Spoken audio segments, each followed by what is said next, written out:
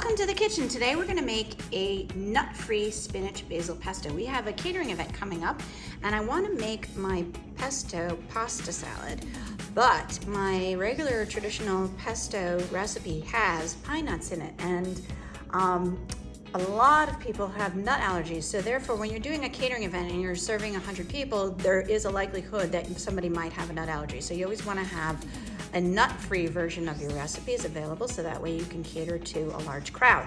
Now sometimes I even put walnuts in my pesto as a substitute for pine nuts, but we want to make something that has no nuts, but we also want to include a lot of flavor. So we're going to do a spinach basil pesto that has lemon in it. A little lemon will go a long way to give a little brightness, and we are also going to have garlic, our kosher salt, extra virgin olive oil, and Parmesan. So let me start getting everything mise en place and I'll show you how to make it. Please subscribe to Chef Victoria Loves YouTube channel so we can keep bringing you more recipes. Thank you. Before you juice your lemon, always zest it, and you can save it for different recipes. The zest freezes well, and you do want to save that because you know lemon cookies, or even add it to your lemonade, and it really is a little flavor enhancer, so don't waste that. Always zest it. Whenever you're making pesto, you always want to crush your garlic first. Crushing the garlic releases the flavor. So, all right, so we have our garlic, it's peeled, and you want to crush it like this to release the flavors. That releases the oils in the garlic and really promotes the flavor.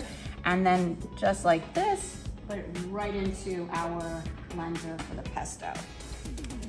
Here we have our mise en place, and what we're gonna do in our blender, I've already put half of the spinach and half of the basil, our garlic, and we're gonna add in our half teaspoon of salt, the juice of 1 lemon, a large lemon. We're gonna add half of our Parmesan cheese. And since we're doing it in a blender, I'm gonna add 3/4 of the cup of olive oil. If you make this in a food processor, I like to add the oil in while it's blending everything together, so it makes it more like an emulsion. But since we're doing this in a blender, not the food processor, just put this all together. And I'm gonna pulse it a couple times, and then I'll add everything, all the rest of the spinach and the rest of the basil. So we pulsed our first batch. Now I'm getting in the rest of that spinach and basil. Add in all of your olive oil and the rest of your Parmesan. Now, use a wooden spoon to push it down. Don't put your hand in there. Just make sure you push it all down to get all of those leaves, and you want to blend it until everything is nice and smooth and all those leaves have been chopped up finely.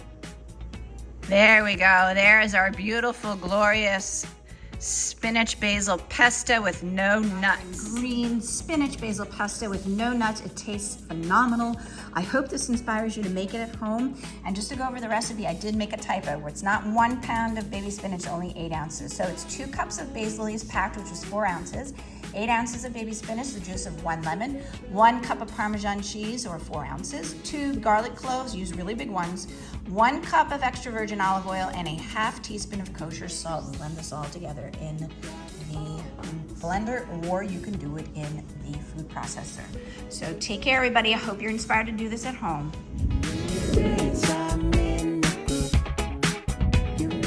For more recipe demonstrations, please click like and subscribe to Chef Victoria Loves YouTube channel and have fun in the kitchen. Thanks.